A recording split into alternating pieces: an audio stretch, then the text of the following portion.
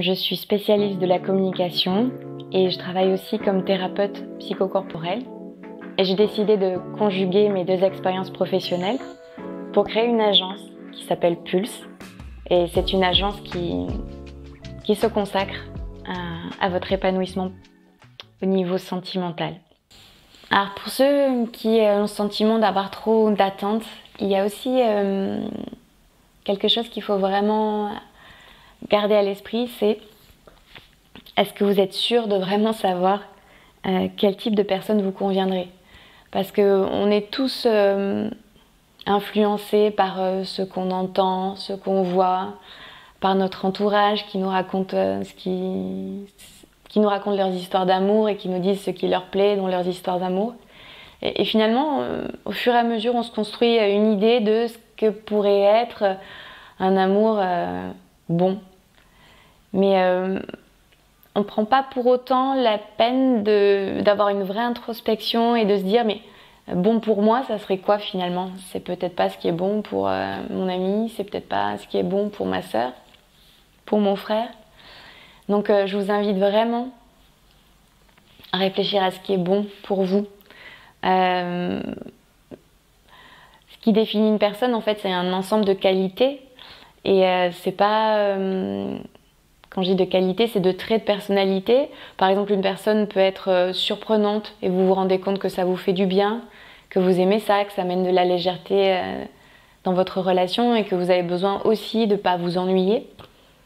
Alors que pour d'autres personnes, la qualité de la constance, c'est quelque chose qui est essentiel parce que justement, pour elles, c'est une façon de savoir à quoi s'en tenir, de donner leur confiance plus facilement. Enfin, elles donnent leur confiance plus facilement aux personnes constantes. Donc vous voyez, là, il s'agit de deux qualités. Pourtant, elles sont opposées. Ce qui fera qu'une personne vous conviendra, c'est pas qu'elle aura plein de qualités, c'est qu'elle aura les traits de personnalité qui vous font du bien. Donc c'est pas insensé ou inutile de se demander vraiment ce qui fait qu'on se sent bien dans un couple. Et c'est certainement pas que la personne soit parfaite, parce que si elle l'était, votre relation serait pas très humaine et vous-même vous pourriez pas partager avec l'autre vos côtés, vos parts sensibles ou les domaines dans lesquels vous avez des doutes. Et ce qui fait qu'on se sent proche de quelqu'un, c'est justement aussi notre imperfection, notre humanité. Donc ne vous privez pas de ça en vous disant que il faudrait que la personne soit forte, soit toujours rassurante, ou soit toujours belle, ou toujours prête à tout. Non. Laissez-vous un peu plus de latitude et vraiment prenez le temps de voir ce qui vous convient à vous. Ça veut dire aussi que ce serait peut-être bien pour vous d'élargir vos possibilités de rencontre. Souvent, on se rend compte qu'on a l'habitude d'aller vers le même type de personnes qui nous attirent pour des raisons qu'on ne maîtrise pas vraiment. Vous n'auriez pas des choses à gagner à essayer d'aller vers des personnes. Il ne s'agit pas d'aller vers des personnes qui ne vous attirent pas, mais des personnes qui sont différentes de celles que vous avez déjà connues et de voir ce que ça vous fait de vous rapprocher d'une personne qui peut vous apporter des choses autres. Et peut-être simplement de vous ouvrir à une relation différente que vous connaissez pas, qui vous semble un peu étrangère, mais prenez le temps de connaître la personne et de voir si vous avez envie d'aller plus loin avec elle, à votre rythme. Voilà. Vous pourriez peut-être être surpris. Pourquoi pas vous laisser la chance d'aller vers des personnes vers qui vous n'iriez pas forcément. Parce que finalement, pour vous, ça pourrait représenter l'occasion d'apprendre à cheminer aux côtés d'une personne au grand cœur, une personne avec qui vous vous sentez bien, avec qui vous vous sentez à l'aise, comme vous êtes. Alors la deuxième raison principale qui peut faire que vous n'êtes pas vraiment réceptif ou pas vraiment disponible pour une relation constructive, la relation finalement que vous souhaitez, c'est parce que vous vous mettez trop la pression ou parce que vous mettez trop la pression à l'autre. Et pourquoi ? C'est pour une raison bien légitime, mais pour autant qui pose vraiment problème, c'est que vous n'êtes plus prêt à prendre des risques et à faire confiance. Soit vous êtes trop soucieux de trouver quelqu'un pour profiter de la rencontre avec l'autre, et du coup Vous êtes méfiant, vous scrutez tous ces actes, tous ces mots pour vous rassurer ou pour au contraire vous alerter si jamais il y avait quelque chose qui était discordant ou qui pouvait vous laisser penser que cette personne va vous décevoir ou vous trahir. Vous savez qu'au final vous mettez d'entrée de jeu les lunettes de la méfiance en rencontrant la personne et ça vous met dans une posture aussi de réserve, voire d'analyse.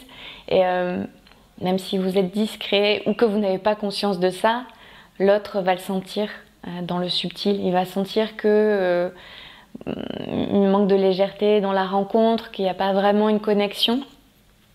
Et en voulant vous protéger, en fait, vous allez surtout mettre tout en place pour que les choses ne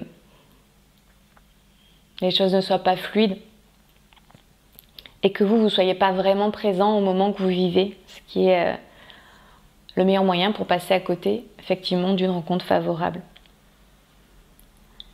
Beaucoup cherchent à se rassurer, mais en fait, en faisant ça, ils ne se laissent pas le temps de créer un lien avec l'autre personne, un lien simple, sincère, parce qu'en fait, ils sont toujours en dehors de la relation à observer ce qui se passe, pour scruter tout ce qui pourrait sonner faux.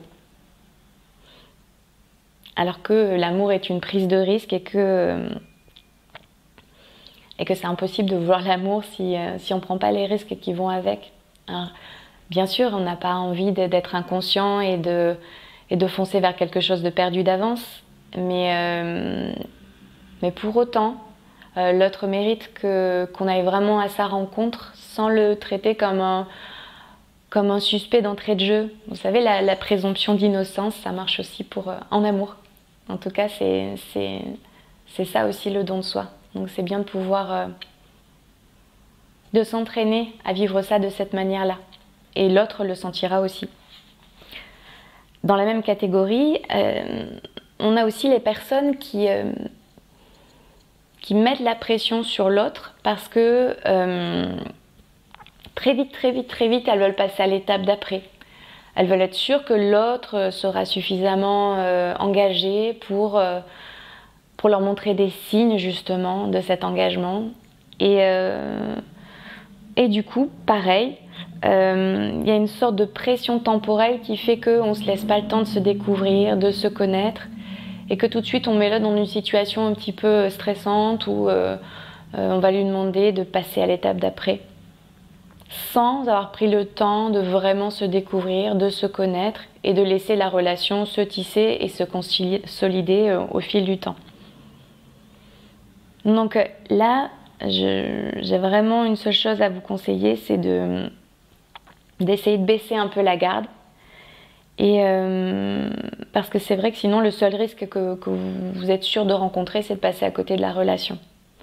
Et si cela est difficile, vous pouvez aussi vous faire accompagner pour comprendre un petit peu ce qui se passe et arriver à descendre un peu votre seuil de vigilance. Parce que d'ailleurs, une des choses aussi qui peut expliquer le fait que vous soyez sous pression et que vous mettiez la pression, ça peut être que tout simplement vous vous êtes pas encore remis d'une rupture, d'une séparation, et que vous êtes encore à fleur de peau et que vous sentez bien que pour cette raison-là, il est absolument impératif de vous protéger pour pas vous faire de nouveau mal là où ça fait encore mal.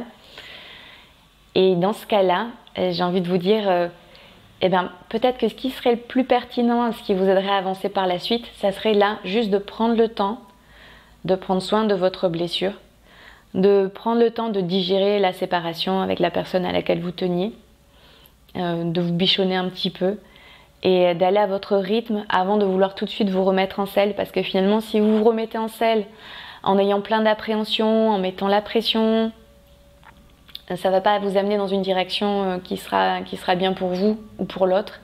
Donc acceptez de prendre un peu plus le temps, de vous faire accompagner si vous en avez besoin, de parler à vos proches si vous en avez besoin, mais prenez le temps de vous réparer pour ensuite partir un peu plus apaisé et pour pouvoir être un peu moins sur la défensive, sur la méfiance lorsque vous aurez une rencontre favorable Et vous verrez, vous avancerez encore plus vite comme ça.